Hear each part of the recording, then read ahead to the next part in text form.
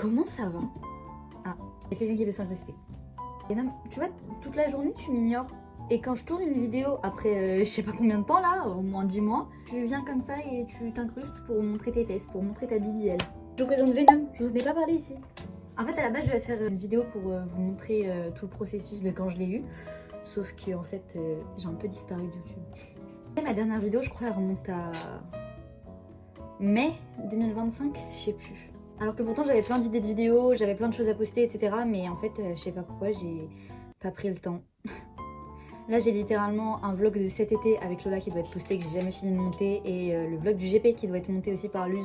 Sauf que en fait, il y a plein de problèmes qui fait que je dois le tourner d'une autre manière et que je dois l'envoyer à Luz, sauf que c'est très long à faire. Donc ça se trouve, vous aurez le vlog du GP dans 2 ans, mais c'est ok. Bref, pour revenir, je trouvais ça important de faire un petit récap de 2025, parce que 2025 a été une année plutôt chargée, je dirais, si je devais choisir un mot pour la définir. Et même comme ça, vous pouvez avoir peut-être des explications de pourquoi j'ai disparu.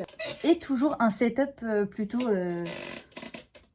catastrophique. Un jour, il faudra que je montre mon setup, puisque... Enfin, après, c'en est pas un, quoi.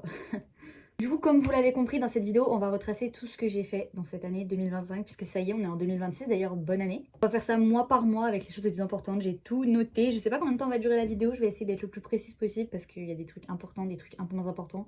Normalement, il y a au moins un truc pour chaque mois. On va commencer par Mars, c'est la meuf qui a pas compris, genre, et pas Mars le gâteau, genre. Non, plus sérieusement, du coup, on va commencer en janvier.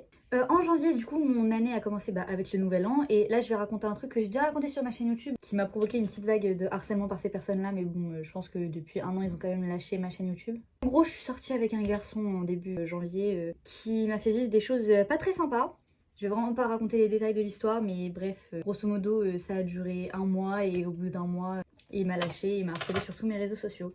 Voilà, plutôt sympa, quoi. À cette période-là, d'ailleurs, j'allais plus beaucoup en cours juste après. Pendant que j'étais avec lui, entre guillemets, même si on n'était pas en couple, bah j'allais plus beaucoup en cours. Et ça, c'est important à savoir pour la suite. Mais une fois que ça s'est fini, je suis passée de rousse, qui n'est pas ma couleur naturelle, à cheveux noirs.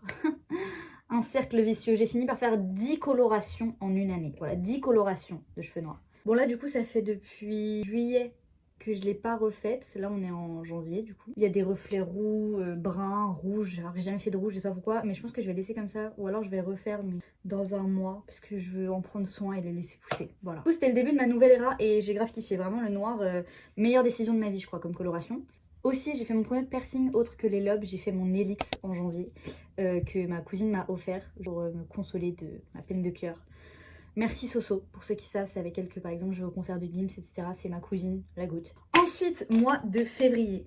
Donc en février, c'est là où j'ai commencé à vraiment me lancer sur les réseaux sociaux, donc surtout sur TikTok, etc. Et à faire des vidéos où je parlais, où j'ai commencé à, j'allais dire faire des concepts, mais c'était pas vraiment des concepts, juste j'arrivais à parler devant la caméra et à poster un peu ce que je voulais. J'expérimentais, vraiment c'était cool. Parce que ça faisait 1 an que mon compte TikTok était créé et je faisais que des vidéos pour promouvoir ma chaîne YouTube qui avait même pas commencé. TikTok, des playbacks et tout, enfin... pas vraiment original. Je ne juge pas les gens qui font ça. Hein. Loin de là, juste ça me représentait pas et c'est pas ce que je voulais faire sur les réseaux. Ah oui aussi, vous remarquerez que j'ai plus de micro. Parce que mon micro, c'était le micro de mes écouteurs et bah, il est mort, quoi. C'est ok. En février, il y a aussi eu le pop-up de Lena Situation pour la Saint-Valentin. Et donc c'est la première fois où j'avais rencontré Lena, donc, qui était mon idole absolue, surtout dans cette période où j'avais besoin de motivation, ça me motivait de voir son parcours, etc. J'ai pu la rencontrer et c'est là où j'ai commencé à essayer d'interviewer les gens pendant les pop-up. Je crois d'ailleurs que c'était mon premier vlog, le vlog Pop-up Hôtel Mafouf pour la Saint-Valentin. J'ai re-regardé la dernière fois, c'est fou comment j'ai évolué. Genre on voit que je suis pas à l'aise quand je faisais ma voix off et tout. Alors que maintenant si on regarde mes vlogs TikTok, bah j'ai l'impression que la voix off est de plus en plus rapide. Je suis en train en fait. Je sais pas si c'est une bonne chose, mais c'est plus pareil. Enfin, on voit que j'ai l'habitude de le faire quoi. Et d'ailleurs, petite anecdote pour le pop-up de Saint-Valentin de Lena. C'était encore une période où j'avais du mal à aller en cours. Je me rappelle ce jour-là, c'était un vendredi 14 février. Et le matin, j'avais des profs absents, j'avais pas cours. Du coup, j'ai pu aller au pop-up. Et après, je suis allée à mon seul cours de la journée. Et j'avais la fleur des premiers arrivés de Hôtel Mafouf, quoi, qui était avec moi. Les gens me disaient, oh, on t'a offert une fleur et tout. Je disais, non, non, c'est Lena et tout. J'étais trop contente, j'avais ma petite fleur et tout. Ah, j'étais archi heureuse. Je me rappelle, j'avais trouvé ça hyper stylé d'avoir alterné la vie de ma passion extérieure à la vie de cours normale, genre j'arrivais pas à switch et en même temps je trouvais ça hyper stylé et vraiment ma passion elle grandissait de jour en jour et c'est toujours le cas, juste même si... Bon, on reparlera du reste après, vous allez comprendre. Alors une petite correction sur le planning de ma vidéo en fait. Regardez tellement c'est ghetto, dès que j'écris, le téléphone bouge parce que je filme avec mon téléphone. D'ailleurs j'ai un nouveau téléphone, je suis passée d'iPhone 11 à iPhone 13. Il était incroyable jusqu'à ce que je fasse iOS 26. En fin février, j'ai été diagnostiquée d'une dépression du coup. Un peu plus tard, d'une phobie scolaire aussi, donc vers mars. Ce qui fait que j'avais eu un PAI, comme quoi bah, du coup j'avais un emploi du temps aménagé, ce qui faisait que j'allais pas beaucoup en cours déjà de base, mais là j'y allais plus parce que bah, c'est mon emploi du temps me le permettait. J'étais au plus bas. J'avais vraiment rien qui me tenait à cœur, quoi que je fasse, même les choses qui me passionnaient à la base, j'arrivais pas à les apprécier, je trouvais aucun sens à ma vie, c'est fou, genre les clichés de la dépression, c'est vraiment quand vous l'avez vécu. Vous pouvez pas comprendre si vous l'avez pas vécu, la dépression c'est un état horrible.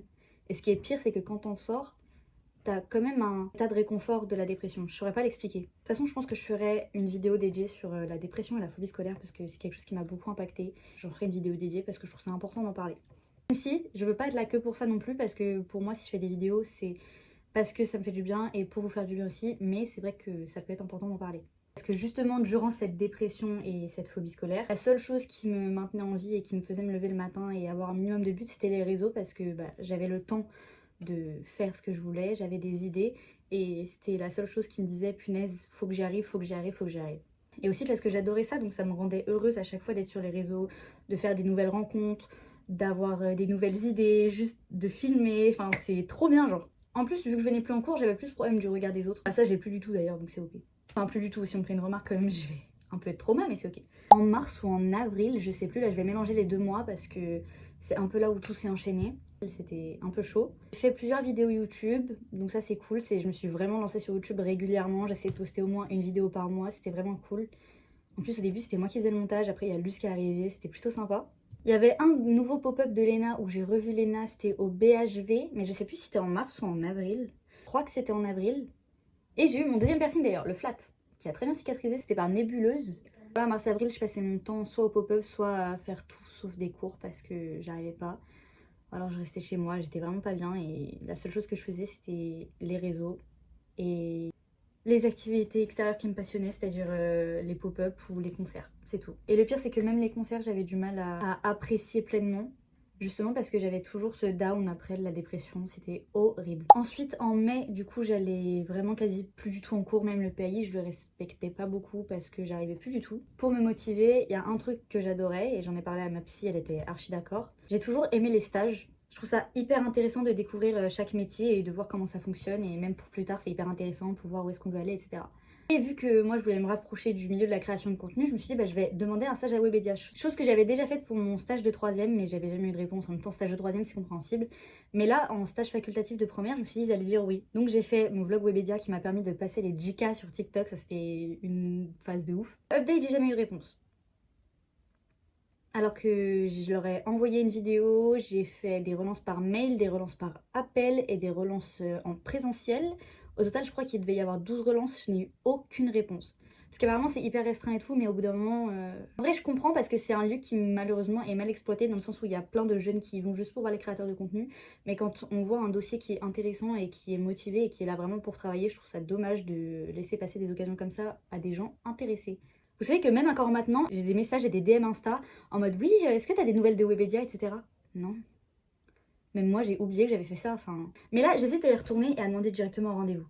Non, mieux, parce que vous allez comprendre après, mais j'ai changé de spécialité, bref. Et je pense que je vais demander à ma conseillère d'orientation de mon lycée, je vais avoir un rendez-vous avec elle, mais en plus, je vais demander si c'est possible de re-appeler là-bas directement pour m'aiguiller parce que en fait j'ai vraiment besoin de ce stage là-bas avec mes spécialités actuelles. En juin, qu'est-ce qui s'est passé? Le mois de juin il s'est pas passé grand chose parce que du coup à partir de fin mai j'allais plus du tout en cours parce que bah, c'était le bac de français donc j'avais tous mes amis qui révisaient et bah moi j'avais rien à faire, j'avais plus cours et je m'ennuyais, c'était un peu horrible. J'attendais qu'une chose, c'était les vacances d'été avec ma meilleure amie, Lola.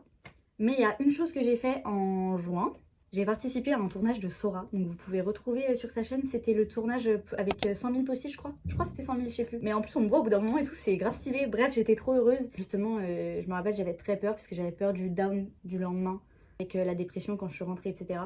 Mais c'était une expérience incroyable, j'ai pu faire des contacts de ouf, j'ai pu rencontrer des personnes super cool et c'était vraiment hyper intéressant. Ensuite vient le mois de juillet, donc je suis partie en vacances. Là je me sentais super mal parce que j'étais dans le lieu où je vais en vacances depuis que je suis petite, sauf que j'étais toute seule et je faisais que de penser à la rentrée où j'allais redoubler. Parce que oui, du coup, j'ai appris que j'allais redoubler. Enfin, c'est un choix que j'ai fait, mais d'un autre côté, ma dépression et ma folie scolaire m'a un peu forcé ce choix aussi. Puis du coup, j'ai redoublé pour changer de spécialité, mais aussi parce que j'allais plus en cours. Et du coup, je faisais que de penser à la rentrée, j'étais stressée, etc. Mais j'ai passé plus d'une semaine avec Lola en Vendée, dans sa maison de vacances, et c'était incroyable. Genre pour le coup, c'était super cool. Ça m'a permis de décompresser. On était que toutes les deux dans une maison de vacances. On a fêté son anniversaire là-bas. J'ai offert son cadeau d'anniversaire, c'était archi bien. Et justement, j'ai tout vlogué, sauf qu'en fait, c'est hyper galère à monter. Parce qu'il y a des rushs qui sont sur son tel, des rushs qui sont sur mon tel. Bref, que des trucs comme ça. Donc, peut-être le vlog il va flop, ou peut-être je vous le posterai comme ça. Dites-moi si ça vous tente dans les coms, le vlog avec Lola. En août.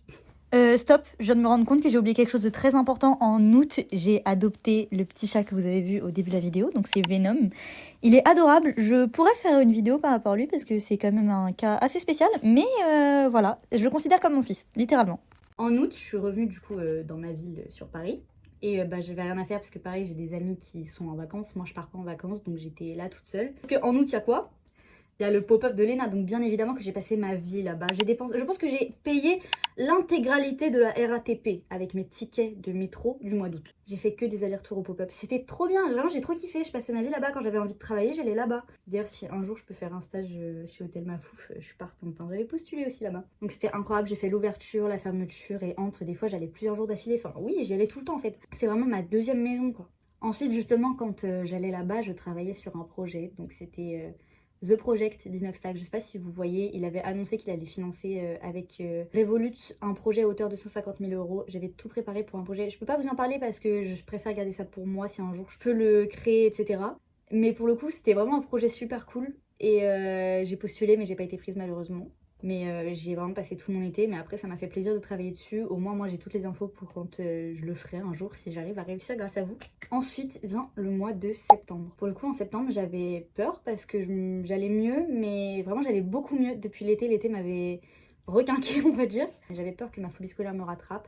J'avais peur de retomber en dépression. J'avais peur de pas être bien, que tout recommence, etc. Même si j'étais motivée et que je me suis dit, c'est la première, je l'ai déjà fait. J'avais peur aussi de pas me faire d'amis parce que malheureusement, des fois, un an d'écart, ça peut jouer ou les cercles d'amis sont déjà faits. Déjà que j'avais déménagé ici l'année dernière, je me suis dit, les seuls amis que j'ai réussi à me faire l'année dernière, je vais peut-être les perdre. Enfin, vraiment, ça me stressait. Surtout que dans ma vie, j'ai beaucoup déménagé. J'ai toujours été la nouvelle dans ma classe. Du coup, j'avais un peu peur que ça refasse la même chose. J'avais peur aussi de pas aimer mes spé. Bon, LLCE, j'avais déjà eu l'année d'avant. Du coup, je savais ce que c'était, j'adore.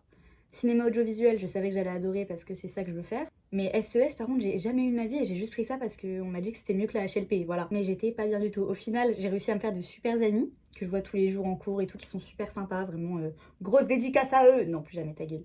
Le seul truc, c'est que à ce moment-là, j'ai un peu laissé de côté les réseaux justement par peur de pas réussir à suivre les cours. Du coup, je crois de septembre à novembre, j'ai quasi pas posté, ou je postais un TikTok par-ci par-là, mais vraiment, je postais rien. Parce que j'arrivais pas, j'avais peur, en plus je me mettais la pression pour les réseaux. Vraiment, je me mettais quand même la pression, même si j'allais beaucoup mieux, ça me faisait peur. Parce que je reliais tout ça malheureusement à une phase de ma vie qui était plutôt sombre, et du coup j'avais peur de retomber. Au final, pas du tout, maintenant j'arrive à alterner. Enfin, je pense que là je suis en train de repartir sur des bonnes bases. En octobre, je crois qu'il n'y a pas eu grand chose. J'ai réfléchi et je vois pas. Enfin, à part Halloween, ok, sympa. Je crois que j'ai vraiment rien fait. Ah si, j'ai essayé d'aller voir L2B à Châtelet, j'ai été traumatisée, comment ça a failli partir en cacahuète, si je peux me permettre. C'était n'importe quoi. Voilà, voilà. En novembre, il y a mon anniversaire, pour ceux qui savent pas. Et j'ai pu le fêter pour une des premières fois. C'est la première fois que je faisais une soirée d'anniversaire. Merci à Gabrielle, ma voisine, qui est aussi une amie de ma classe, qui m'a prêté son appart et tout pour pouvoir faire une soirée chez elle. C'est vraiment adorable. J'ai grave kiffé. C'était vraiment trop bien. En novembre, je suis pas sûre qu'il y ait eu grand chose d'autre.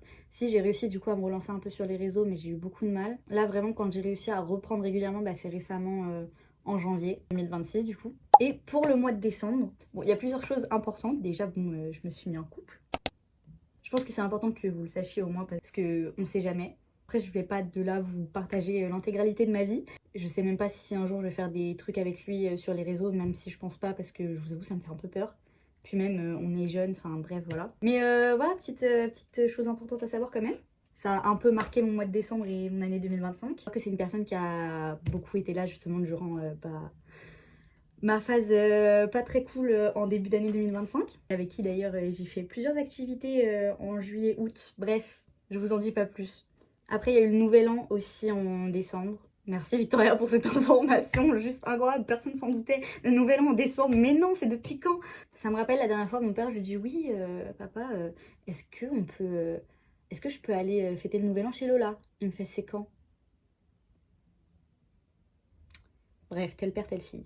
Mais du coup, oui, on a fêté le nouvel an chez Lola avec du coup mon amoureux. Faut vraiment que j'arrête, je suis trop gênée. Un pote de ma classe, donc Timéo, si tu passes par là, coucou. Une pote à Lola, bon de base, il devait y avoir d'autres potes à Lola, mais ils sont même pas venus. Vicieux. Et Lola, non, il manque quelqu'un.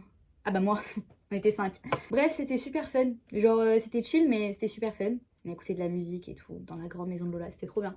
Le lendemain, on est bien allé manger McDo à 14h en pyjama dans le coin paumé de la pampa de Lola, là. Mais c'était super bien et mon année 2025 s'est terminée comme ça. Après, je peux vous parler un peu de début janvier parce que pour moi, ça fait partie de la fin d'année 2025. Justement, j'ai beaucoup repris les réseaux et j'en suis contente et j'arrive à alterner à peu près avec les cours. Même si bon, là, c'est un peu compliqué. J'ai eu une grosse période de stress. Ça m'avait pas manqué, ça m'était pas arrivé depuis la seconde. Mais j'arrive à alterner, je suis très fière de moi et des fois, même quand j'ai des semaines où je me dis je vais pas y arriver, ma phobie scolaire elle va revenir, etc. Je le sens pas cette semaine, je vais sécher, etc. Je me bats super fort, j'ai beaucoup de mal, mais je me bats pour aller en cours. Et à la fin de la semaine, je suis super fière de moi et voilà. Donc voilà, c'est la fin de ce récap, de ce wrap 2025 finalement. En espérant que 2026 me réserve autant de surprises, des bonnes plus que des mauvaises, s'il vous plaît. Je pense que je vais vraiment être beaucoup plus présente sur YouTube cette année. Sur les réseaux en général, mais surtout sur YouTube. Parce que du coup, maintenant, j'ai 2 personnes qui peuvent noter mes vidéos, donc c'est vraiment super cool. Vraiment merci à elles parce que en plus, pour l'instant, en tout cas, elles font ça gratuitement et ça me touche parce que c'est énormément de travail, énormément de temps. Et ça me permet de réaliser mon rêve et sans elles, je pourrais pas avancer. Donc vraiment merci. Merci à vous tous aussi de m'avoir accompagnée l'année dernière, même si du coup il y a des phases où je postais pas, où j'étais pas forcément là, des phases où je répondais pas forcément aux personnes que j'avais rencontrées sur les réseaux sociaux. Et pourtant vous avez été là et ça me touche. Des fois j'ai l'impression de pas avoir assez donné l'année dernière, mais je me dis j'ai quand même avancé. Et vraiment merci. En espérant être vraiment là cette année. On est là cette année, non ta gueule. Moi en attendant je vous fais des bisous. J'espère que votre année 2026 se passera bien. Et on se dit rendez-vous à l'année prochaine pour un autre wrap, j'espère. Bisous.